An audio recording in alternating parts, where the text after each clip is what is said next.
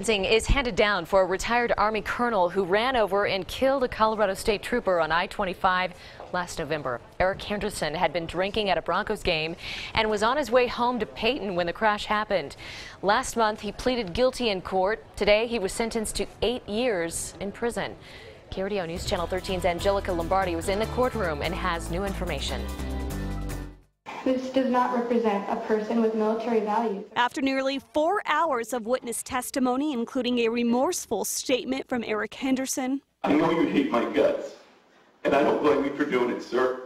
Sir, I'm sorry, and I apologize. He was sentenced to 8 years in prison for vehicular homicide and tampering evidence. I personally would have liked to have seen a bigger sentence, a sentence that would have shocked the conscience. If you drive drunk and you kill someone, especially a member of law enforcement, you should expect to forfeit your freedom. Henderson faced a maximum of 12 years in prison. The victim's family says the 8-year sentence was not tough enough. 80 years would not have been enough for us.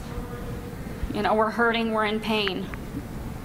We're suffering, all of us. Henderson left the scene after striking trooper Jamie Jurcevics.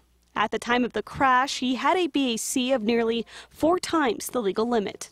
I never saw her, not once. In court, Henderson said multiple times he did not know he hit a person, but if you look at this truck, you can see there's an excessive amount of damage. I don't believe Mr. Henderson when he says that he didn't know. Jurcevics was pulled over on another traffic stop. The defense argued Henderson was only partially responsible because Jurcevics was not wearing her safety vest. Wish her vest would have been on, would have been more visible. Jurcevics leaves behind a 1-year-old daughter, husband, family, and a grieving mother who says she doesn't know if she'll ever be able to forgive.